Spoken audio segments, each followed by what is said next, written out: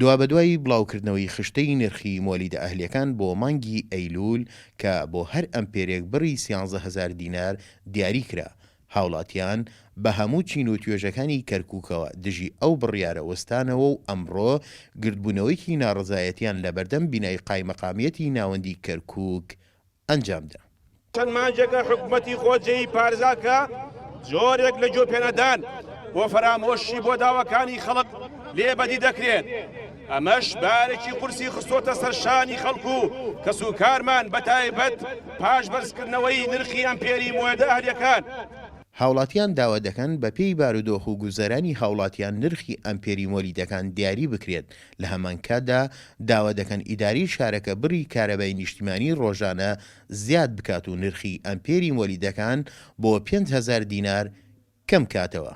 کارێکە بەڕوونی دیارە زۆربەی خۆپشاندەران داواکەن نرخی ئەمپێر لە کەرکووک لە 5,000 زیاتر نەبێت بۆ چکەمە شارێکی نەوتیە مەسفەیەکی تایە تەنها گاز بەرهەم دەهێنێ، یعنی گاز زۆرە لەم شارە ئەبێ ئالیاتێک بدۆزرێتەوە بۆ ئەوەی نەخەوان مۆلیدە زەیرمەند بێ نەخەڵک زەیرمەند بێ.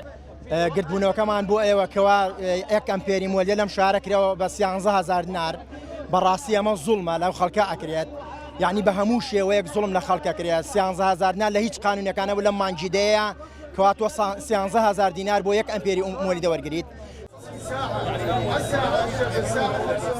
گردبوونەوەی هاوڵاتیان دژی بەرزکردنەوەی نرخی مۆلیدە ئەهلیەکان لە کاتێکدایە بە هەمان شێوە خاوەن مۆلیدەکان لە بەردەم قایمەقامێتی ناوەندی کەرکووک گردبوونەوەیان ئەنجام داوە.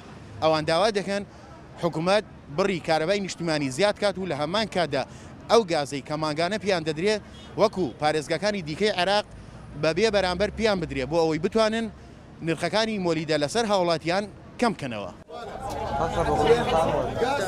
ئەگە گازەکان وەکو پارێزگاکان تر بە بەلاش بماندنی ئێمە ئامادەین بە 5,000 ئیش پێ بکەین نەک بە وەکو محافزەکان تریش بە 10,000 و 15,000 و بۆ ئەگەدایتانیش لە بەقا ئێستاکێ بەو شێوەی ئێمە کە 24 ساعت ئیش پێکان پێری 25,000 نەک 13,000 دینار.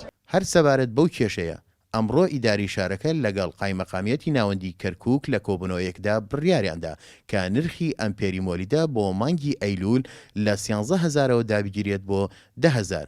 دژی ئەو بڕیارەش ئەمڕۆ مۆلیدە ئەهلیەکانی کەرکووک لە بەشێکی گەڕەکەکان کاریان بە مۆلیدەکانیان نەکرد. ئازادشکوور گەلی کوردستان، کەرکووک.